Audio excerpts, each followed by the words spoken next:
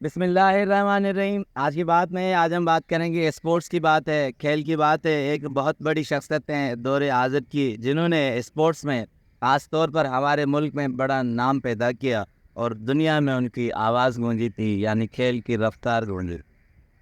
تو ان کی ایک آٹو بایوگرافی ہے جو انہوں نے خود مل کر ایک رائٹر کے ساتھ لکھی ہے، آشو ڈوگرا۔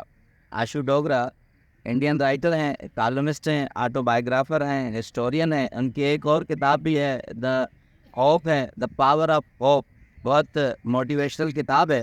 مگر یہ انہوں نے ان کرکٹر کے ساتھ مل کر ان کی ساری زندگی کی تحقیق کر کے اور ان سے پوچھ کر لکھا ہے۔ آشو ڈوگرا لکھتے ہیں کہ ملک محمد اختر گجر خان کے پنجاب کے ایک پسماندہ گاؤں جلیاری میں پیدا ہوئے۔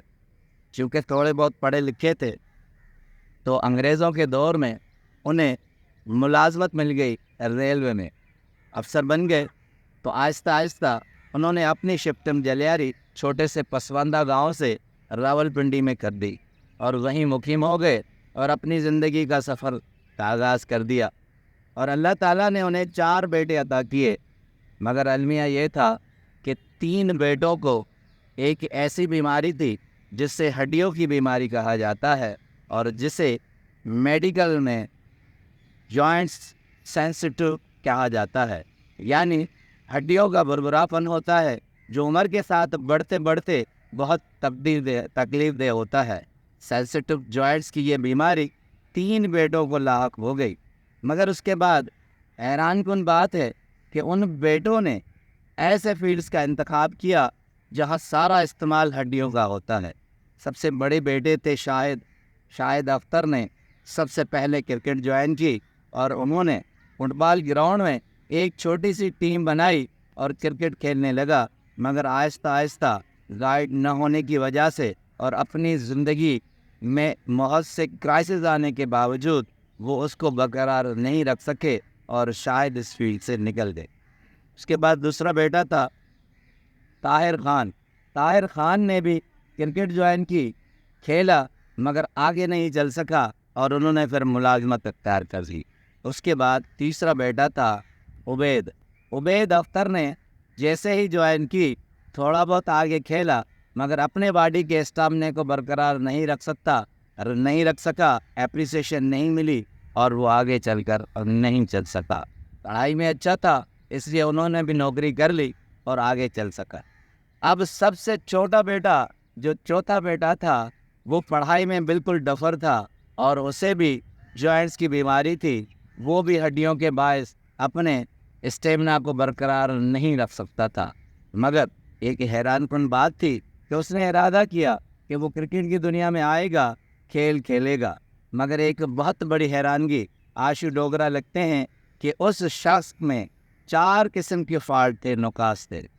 نمبر پہلا جو فالٹ تھا کہ اس میں ہڈیوں کی ایسی بیماری تھی کہ اس کے پاؤں بالکل فلیٹ فیلڈ کہا جاتا ہے، بالکل سیدھے تھے، اور جن کے پاؤں سیدھے ہوتے ہیں نہ وہ دوڑ سکتا ہے، نہ دیوار چڑھ سکتا ہے، نہ پھلانگ سکتا ہے، نہ کوئی اور تیز رفتار برق رفتار کام کر سکتا ہے۔ دوسری جو اس میں خامی تھی، وہ خامی کیا تھی؟ وہ خامی ایسی تھی جو حیران کن خامی تھی کہ وہ اپنے زندگی کے بیلنس کو کبھی بھی بیلنس نہیں رکھ سکتا تھا، یعنی اس کا مزاج ایسا تھا جس کے مزاج پر جسے اکڑ پن کہا جاتا ہے، کسی کی بھی رواداری نہیں رکھتا تھا، اور ان کے بہن بھائیوں کا کہنا تھا کہ وہ کسی کے ساتھ نہیں چل سکتا۔ تیسرا نفس اس کا بڑا اہم تھا اور بہت خطرناک تھا کہ وہ دمے کا مریض تھا، اسے کالی کھانسی تھی۔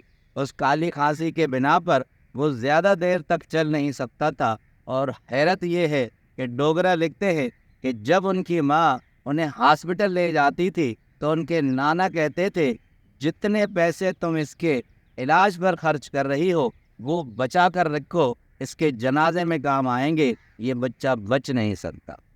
ان تمام نقط کے باوجود وہ کرکٹ کی دنیا میں آیا، اور حیران کن بات یہ تھی کہ 1994 میں ان کی پہلی پرفارمنس تھی، اور اس پرفارمنس نے اس سے شاندار کامیابی دکھائی، اور کرکٹ کی دنیا کا بے تاج بادشاہ ماجد خان نے اسے اپنے ٹیم میں لے لیا، اور آہستہ آہستہ कंपनियों ने उसे हायर करना शुरू कर दिया। GHQ के बने, फिर अटक आयल के बने, उनकी तरफ से खेलने लगे। और कहते हैं कि क्रिकेट की दुनिया का ज़्यादा मौका उनका ये था कि 1990 में वो न्यूजीलैंड के खिलाफ खेले थे, और कहते हैं इतनी तेज़ रफ्तारी से बॉलिंग थी कि उन्होंने 10 विकेटें वहाँ गिराई थी और न्यूजीलैंड को एक बहुत बड़ी शिकस्त दे दी।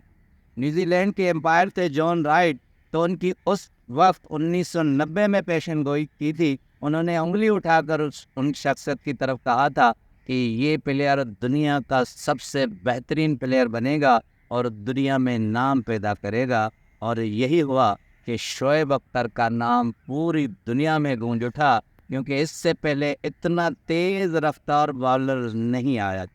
इतने फॉल्ट होने के बावजूद वो फील्डिंग में परफेक्ट था, वो बैटिंग में परफेक्ट था, और इन दोनों से ज़्यादा बॉलिंग में परफेक्ट था, और उसने अपने आप को मनवाया। ऑटोबायोग्राफी बहुत बड़ी है, इसको हमने 3 सेशन में मुंतकिल किया है। इस चैप्टर में सबसे अहम चीज़ जो हमें मोटिवेशन के लिए मिलती है, वो मिलती है सेल्फ बिलीव, यानी खुद पर यकीन रखना।